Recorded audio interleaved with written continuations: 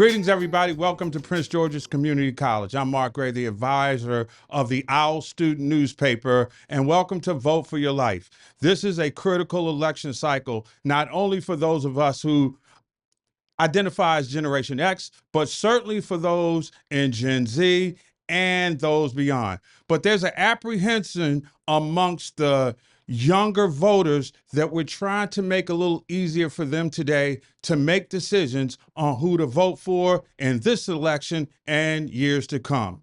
And we are pleased, honored, and privileged to have you join us right now so we can illuminate the electoral process to students who will be making decisions for the next several decades. Glad to have you with us, and I'll turn it over to our editor-in-chief, Arielle Galia.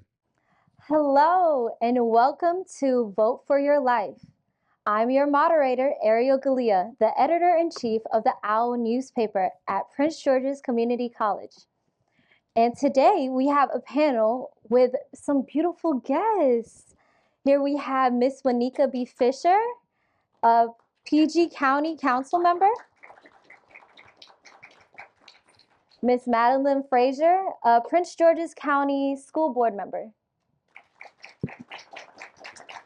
And streaming, we have Mr. Mark Thompson, a community and civil rights activist, and also a host of Make It Plain, podcast on SiriusXM. The goal here is to gain knowledge from our panel to also encourage the younger generation to vote. We are asking to keep a neutral space for everyone here, so please ask and answer questions in a general sense.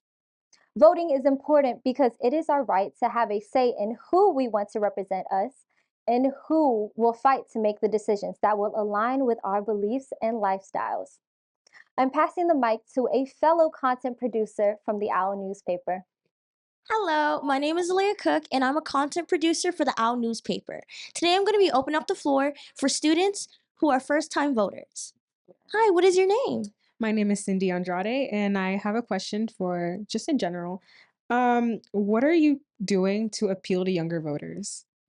Well, thank you all for having us today. I think, when it comes to what are we doing, I think candidates and political parties try to appeal to the issues that concern you, which a lot of young people worry about whether they can actually afford the dream of home ownership. Can you have a job that actually sustains your life? Will you be able to love who you want to love, where you want to love that person, and your family choices? So I think the way we appeal to younger voters is actually to appeal to the issues that impact them every day. And I think one thing I've admired about one in particular presidential campaign, am I allowed to say specifics or no? No, right? Okay. Oh, one particular presidential campaign is they had like an influencers room at convention and like meeting young people where they're receiving information, whether that's social media, things like TikTok, and in other ways, which I think has been really creative and impactful. So I think it's about the issues and meeting people where they are. In my own community, you can find me at a laundromat. You can find me anywhere at the Mall of Prince George's, anywhere my residents are, that's where I am. And I think that's what we're doing to appeal to young folks. I think for me, as a school board member, it's a little different. The issues are, of course, are about education. Not making assumptions about what is it that young people want to talk about is the first thing.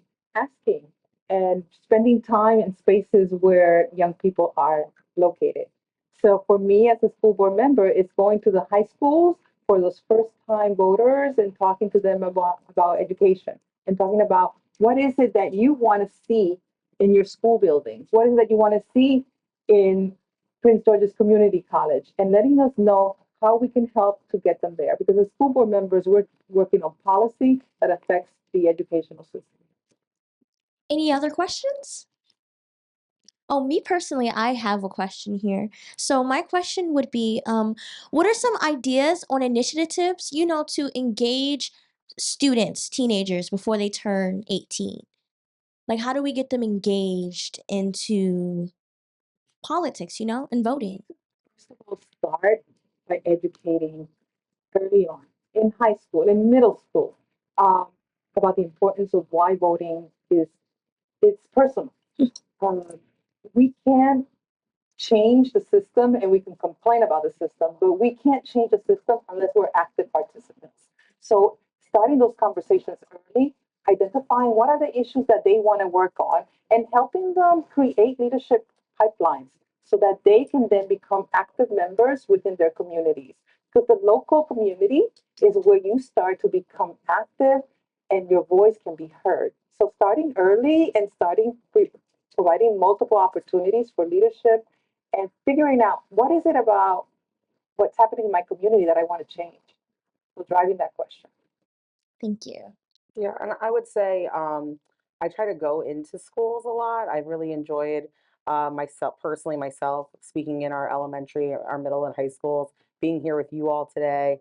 And I think the thing that I try to focus on is to educate people about our past and our history. When I look at the beautiful students in this audience, I see women, I see Black women, I see Asian, I see Latino, I see all kinds of races and cultures. And this room that I'm looking at was not possible 30 years ago. And it's my job to help Gen Z and those younger than me understand how many people fought and bled and continue to make rooms like this possible. And part of that is voting. And part of that is knowing whose whose policy impacts you. Any additional questions? Hi. Hi, what's your name? Langford. Yes, I have a question for Mr. Thompson, and actually for everyone, but definitely for Mr. Thompson specifically. Right now, when election season comes around, we traditionally get a lot of attention from national candidates, but oftentimes we hear that it's important to participate in local elections. Based off of your experience being in office so far, what's a piece of legislation or what has been a significant impact that you've had in your role that maybe speaks to why we should care about local elections in general? If I'm hearing you correctly, local. You're asking about local elections. Um, well, first of all, correction. I've not been an elected official. I've run for elected office, but I've not actually been an elected official. Folks, the importance of local elections is this: local elected officials make the decisions every day that have to do with voter registration, electoral issues, where ballot boxes are, where polling booths are. That's one. It's local elected officials that make decisions that affect our education system, our schools, school boards oftentimes. And thirdly, there's no national governing body to oversee police. And Lord knows we've been dealing with police violence for far too long. Police are governed locally by local individual municipal jurisdictions. So imagine if we got as much hype for local elections as we do for national elections. And imagine if we were as involved, we could turn a lot of things around. It's mayors and city council members, county council members, county officials that determine what police do and do not do. And so voting locally is just as important. And in terms of what's happening on the ground every day, sometimes even more important than voting just on the national level. We should do both. Did you guys want to add to that? The one thing I think he said was, "What have you done for young people?" Um, I feel like I could talk for like an hour. But I was a state rep and now I'm on the county council. And I would say for young people in particular, for me, the safety of our community, I chair Health and Human Services and Public Safety, is my number one concern. So when it comes to not only just funding our fire, our police, our sheriff, it's also, like Mr. Thompson was saying, that they really not only follow the law, but are also held accountable in the way they pursue public service. So when I was a state rep, for example, I was very proud and helped craft our police reform here in Maryland. We have one of the most progressive police reform bills. We actually deleted the Law Enforcement Officers Bill of Rights. So law enforcement have their own Bill of Rights here in Maryland before that. So there's a lot of technical things that we can get into. Just even the building that you're sitting in, right? The Prince George's Community College is funded by your county council. And so when it comes to the programs and the things that you want to see money and investment in, that's critical. And then something in my district that I'm really proud for young people. I always say this, my career, I really focus a lot on transit. If you can't move, you can't reach opportunities. And your income really can affect your access to opportunities. Since I was your age, actually, over there, I've been fighting for Purple Line in our district. There's an old photo of me on campus, wanting to make sure that Maryland participated in the Purple Line and not became like Georgetown that didn't want any transit. And I'm super excited on state and locally that I've been able to follow that project, see that money through, and for young people to just walk, hop on the line, and you can go anywhere. And also, it's going to be more accessible for ADA, for those with disabilities. That's a game changer. When you can move, you can go anywhere. And that's why when you look at like whether that's how transit's been done in DMV, there's a racial and socioeconomic aspect to the decisions we make about transit. And so all of those things really impact young people, I think, and their future in particularly. And like even right now, fighting, I fight a lot for cannabis. It's an interesting thing. I'm seen as more of a pro cannabis person in the county and in the state. So like on the local level, right? Even though we legalized cannabis, we had a local fight about where a dispensary can go. And I personally feel like when something is legal, you should be able to buy it in a normal way, like anything else. But I had a lot of colleagues that wanted to put that in the industrial zone, which means like that's where concrete is and other stuff, like it's illicit. So you keep having a black market, right? So those are like that nitty gritty, like where do we put a cannabis shop that actually really impacts our local economy, young people, and where we're spending our time and money to allow people, to participate in our law enforcement, even if you've had cannabis use, right? We have to deal with state law and federal things with that, but making sure you're not limited to opportunities. So there's just so many things that I wouldn't want to take up the whole hour segment on what I feel like I've personally done for young people and what I think allies of mine on the school board and the state government and the whole county government and our county executive really fight for the next generation. But in order to know what we're doing, it's not sexy. You have to follow us. We all have Twitter and Instagram. You have to like read a little bit more than 148 characters to really understand political issues. And we're just not going to always appear on your nightly news because it's not a shooting and it's not sexy, right? So the things that impact you, there are systems, and I think you all, especially being from a news, from the OWL, you influence people's opinions. And so, as one human, I do all that I can do in my office to spread that information. But it takes our society, it takes community actually participating to know what's going on. Because to depend on multi-conglomerate corporate news outlets to tell you what's happening in your community, they're only going to tell you what they want you to hear. What is your name and major? My name is Chinweke Leokoro. I'm studying journalism. And your question? My question is, first of all, thank you so much for coming out to speak with all of us. My question goes this way. Some of my peers don't participate in politics because they believe the news is toxic and polarizing. So do you think there's a way for the news to become less polarizing or more objective so that people are given the liberty to decide for themselves, especially the young people, and not feel discouraged because of how divided it is? Well, that's a very good question. I think that obviously young people are targeted. We know this. I mean, there are numbers that show this, are more targeted for misinformation and disinformation than any other group of people. And that's really by design to suppress the vote. Voter suppression is still very real in this country. That's how we know our vote is precious, because everyone's always trying to suppress it. But as much as possible, we can't really escape social media for now. But what we can do our own research on candidates, go to their websites, read their policy positions, and then we can discern the real from the misinformation or the disinformation. And frankly, the mainstream media now, some of them do a good job. Some of them are being objective. But we also need to carry out best practices to determine the difference between those that are objective versus those that are non-objective.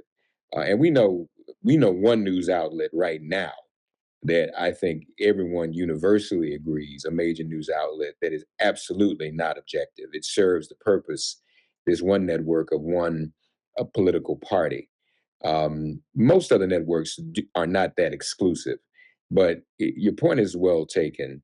And I think that that becomes a challenge really for young people to enlighten themselves even more about what a candidate represents or what certain policy issues are that are not just on social media, but sometimes I go to those candidate sites and also go to the places where those candidates are and ask those questions, especially if it's a local candidate. We can go and see any local candidate at any time when they have a forum or a conversation. But that would be at this moment the best way to do it. But it's a good question because young people are targeted for misinformation and disinformation more than any other group, especially young people of color. Did any of you want to add? Um, it's very important for us to do our homework. Like the same way that we do our homework and research when we're in school, when we are looking to see who we're going to vote for, we really need to be diligent about seeing if they align with our values and what we need as constituents. So, what is it that drives me? You need to get to know yourself first, and then you can figure out who you're going to vote for. Because then, when you know what's important to you and what your mission and vision is, then you can start doing that research and having those questions, especially if it's a local candidate, going to those debates, listening to what they're saying, not just what they're saying, but what they're doing and what they're voting on. Because often politicians will tell you that they're going to do X, Y, Z, but then when it comes time for action, they will do something different. So check out and see not only what they're saying, but what they're doing. And I would say, there's some cool, I feel like an old millennial for Gen Zers out there, but there's really amazing alternative outlets, whether that's different podcasts that are getting really popular, different sort of morning radio hosts and things like that, that I think you can help discern information from. And, especially for my guy and my gal friends out there, I'm always amazed when someone's like, I know this person's football stat and something, something at the game. I'm like, who gives you all that statistical information, right? You also kind of have to do your part and follow your local electeds just as much as you follow the starting lineup for the Commanders, right? Like, it's the society is only going to react to what is there. And I think that that's why it's so important to do your own research, as Madam School Board Member said, but also I think there's alternative things like locally here in the state of Maryland. Everything's going to have a taint of bias. Every human's bias, but things like Maryland Matters is a great sort of blog news outlet to find things out, just to give you real world things. If you put your address into mdelect.net, it'll actually pull up every local official that represents you, and you can follow their Instagram or Twitter. That website is mdelect.net. And I would say follow every one of their Instagram and Twitter pages. I would also say locally in our region, Bethesda Beat Magazine. We used to have the Prince George's Gazette, but it can be a little bit difficult on financing, so they're no longer around. But like in my district, we have Hyattsville Life and Times. And just like the Owl, I mean, they're there really reporting on local things. So you just have to put a little bit of a step forward. Democracy is a relationship.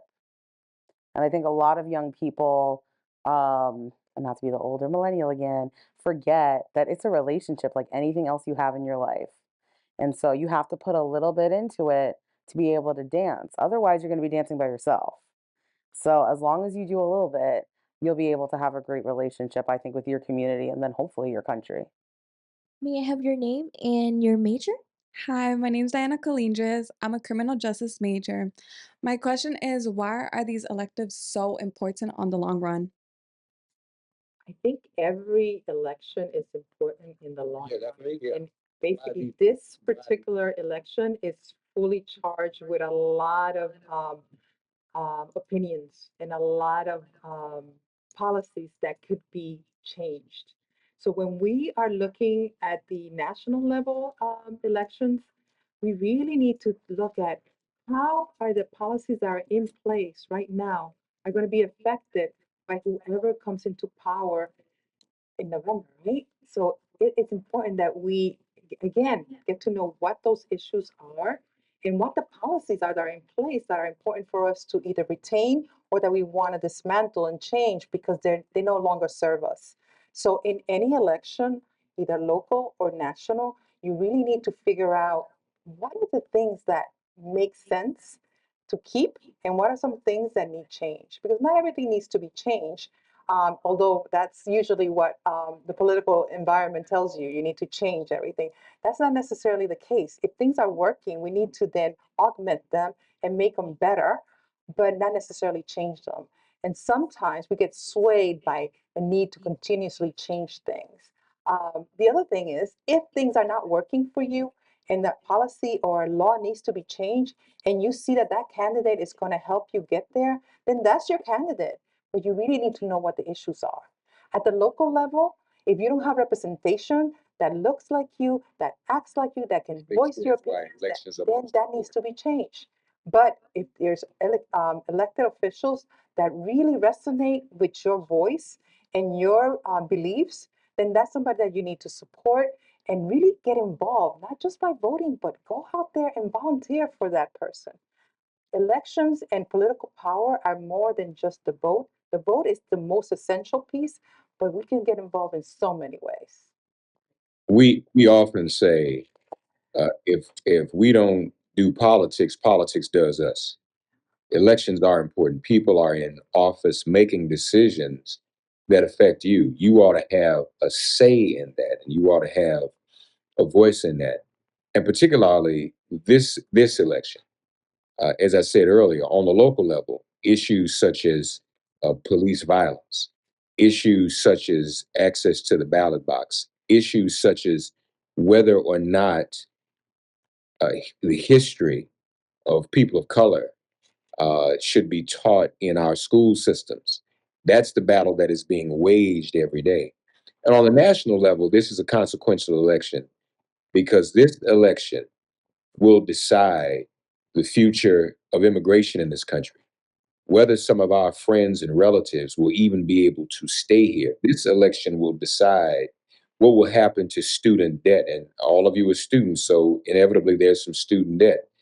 This election, most importantly, the national one, will decide whether or not we are going to live in a country that is going to respect the bodily autonomy of women, whether women's bodily autonomy is going to be restored or not.